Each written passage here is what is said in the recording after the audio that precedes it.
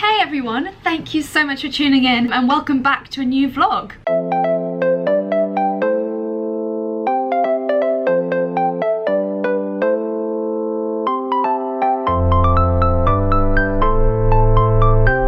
This one I was a little bit nervous to do actually, although it was pretty heavily requested. I know every blogger says that, but it actually was. And it's about sustainability and my top tips for living a more sustainable lifestyle. The reason that I was quite concerned about doing this is kind of twofold.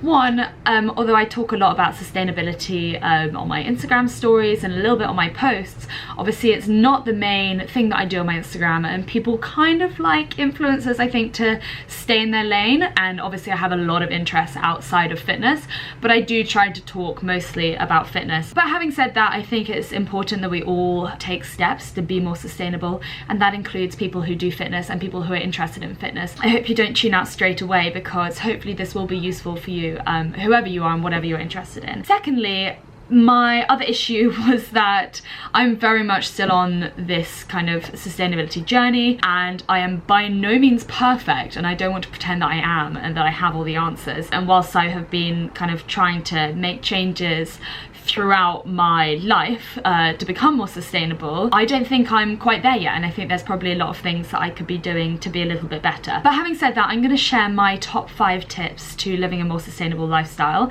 and whilst I've no doubt missed some of these things out, hopefully they'll give you a couple of things to think about so you can kind of go and do your own research and figure out what's feasible for you in your life. Number 1, this was the easiest thing for me to do when I first started off trying to be more sustainable, and that's probably because I live in London, but basically try not to drive everywhere. That is my main sustainability aspect. Obviously transport is a huge proportion of the greenhouse gas emissions globally, and one of the main bad things about it is that when you're driving somewhere, quite often you're driving by yourself, but you've got a car that's capable of taking, you know, minimum sort of 4 or 5 people, and you're driving it by yourself. So if you can, use public transport.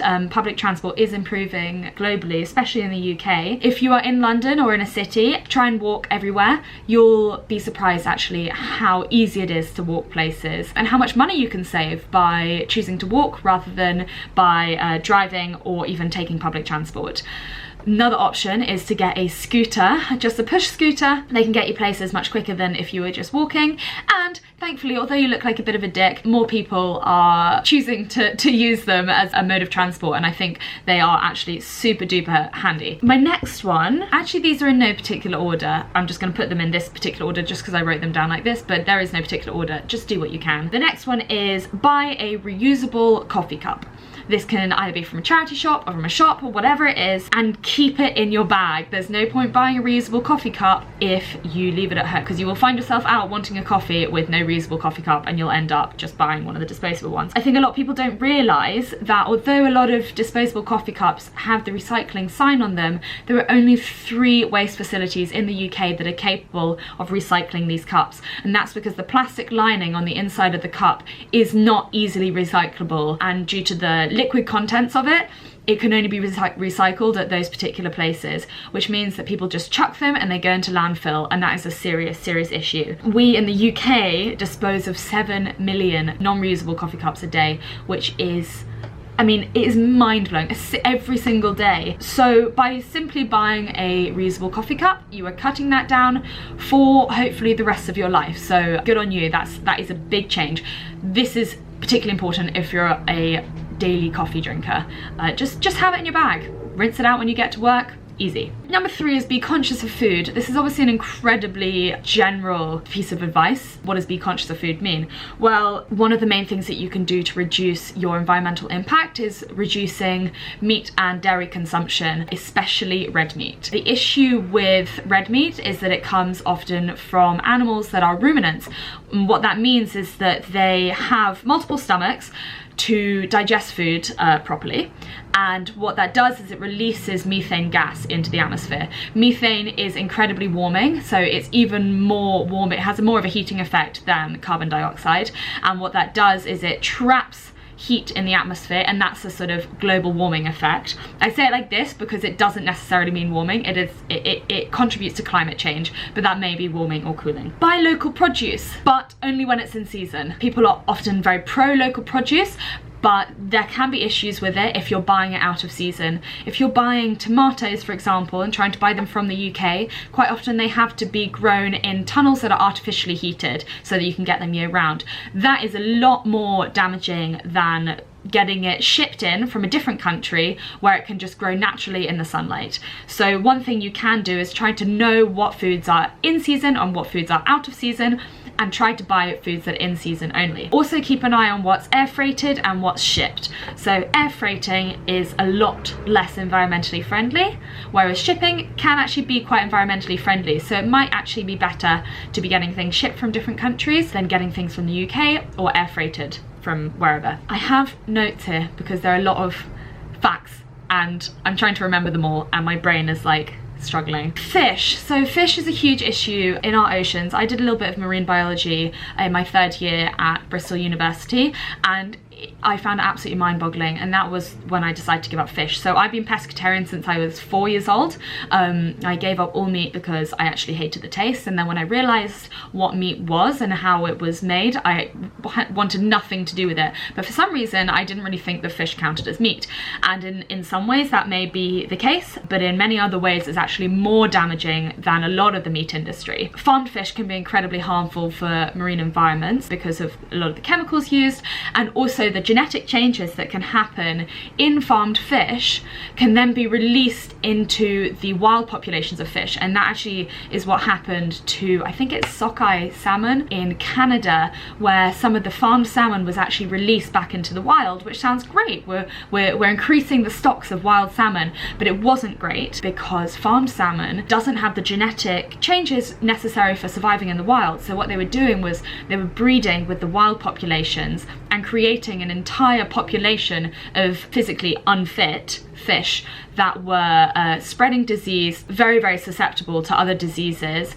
and just basically incapable of surviving in their environment, and that basically wiped out the entire salmon population in that area. So if we can, we should really be avoiding all fish, but especially farmed fish. And when you do buy fish, make sure that it's a sustainably sourced fish. And if you can, try not to buy things like tuna, swordfish, any of these big fishes that take a long time to grow and reproduce. Waste not, want not. 33% of food in the UK is chucked out and not eaten. That is a huge amount of food, and a lot of us complain about not having enough money. Imagine if we were actually eating our food rather than throwing it out. I think actually university students are some of the best in the world for actually eating their food, because when you're on a tight budget, it becomes so apparent how important it is to actually eat all the food that you are buying. The fact that a third of food is chucked out is actually obscene, so if you can focus on the foods that you're going to be eating throughout the week, then you can try and reduce the amount of waste. There are other aspects of the food production system that are also very wasteful.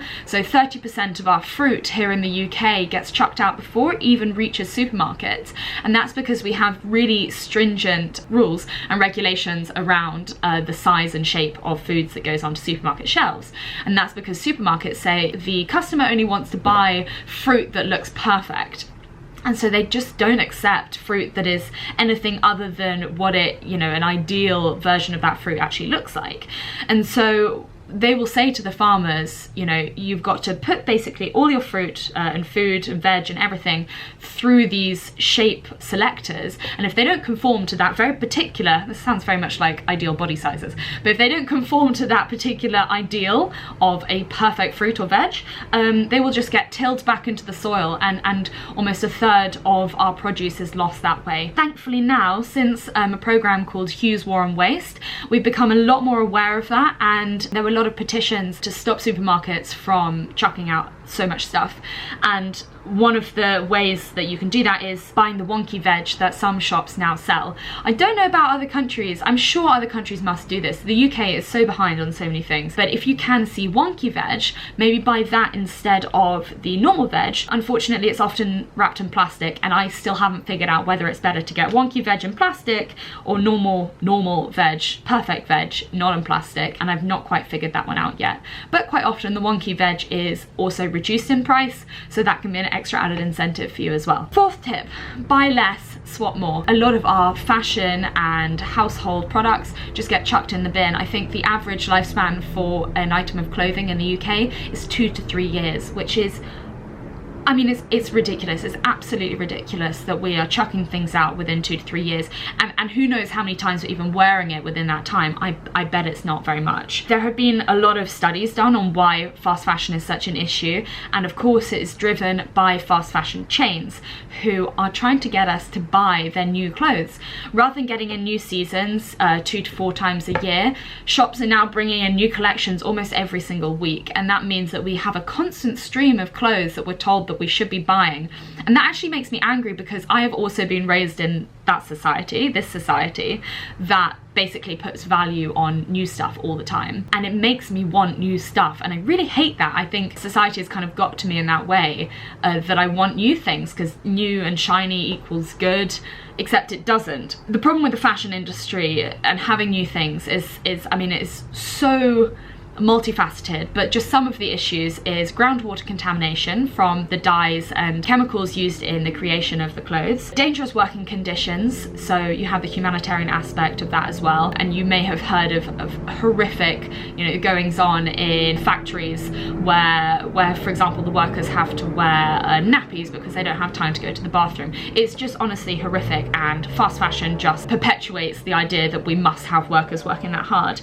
And then of course it's just very energy and water intensive, especially when we're growing things like cotton from scratch. Cotton is great because it's a natural product, but when we are growing it from scratch, it is very land intensive, water intensive, and energy intensive to grow. So what we can do is start swapping clothes with our friends and selling them and buying them online rather than buying them new from the stores. You'll be amazed at how much stuff that you can find, and also if you have to put in a little bit more effort into buying clothes, you might think twice about buying a new thing every single week. Some really good things for doing that is Depop, eBay, Amazon. FreeCycle is good for homeware stuff. I think there are a bunch more that I can't actually think of off the top of my head, but even just doing it with your friends is a really useful way of refreshing your wardrobe without having to contribute to the fast fashion sort of life cycle. Buy from sustainable brands. Sustainable brands are kind of few and far between at the moment because it can be more expensive for them, and people are reluctant to call themselves sustainable in case they're upheld to a higher standard, which I can totally relate to. If you can champion sustainable brands, and I don't just mean eco collections of fast fashion brands, though that's a kind of different topic. I mean actually sustainable brands, they may be more expensive, but actually again, if you're paying more money for very special items of clothing, then you're much more likely to wear them for longer, they have less impact on the environment, you probably look great, and yeah, you're not contributing to fast fashion. My 5th tip is to follow and champion people who are doing the good deed of supporting sustainable living.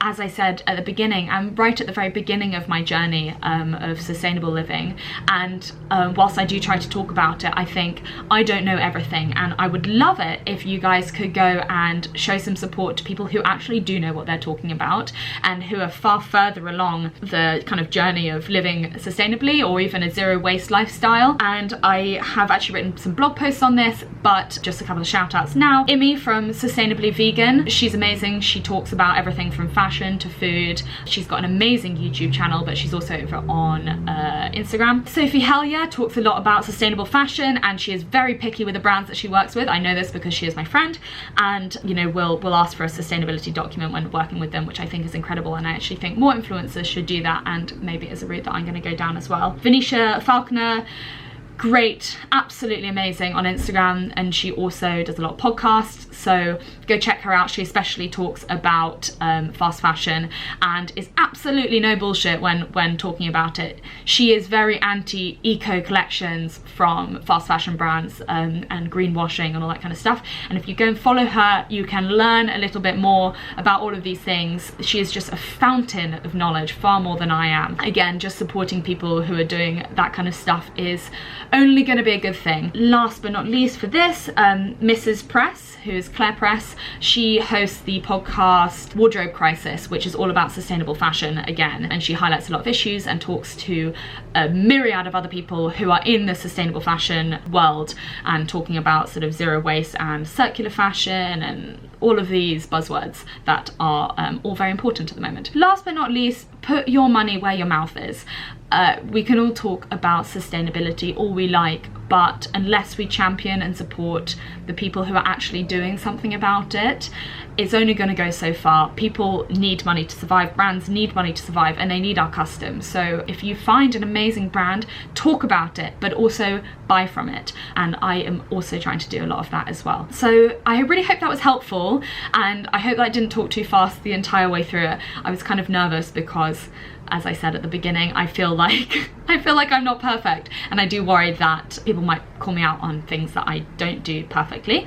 But just know that I am trying to improve every single day on the things that I do, and I would love to hear about the things that you are trying to do to be more sustainable and eco-conscious. So just write it in the comments box, come and check me out on Instagram, and maybe give me a little bit of a DM. A thumbs up and a subscribe would be really, really appreciated. Thank you so much for watching, and I will see you next week. Goodbye!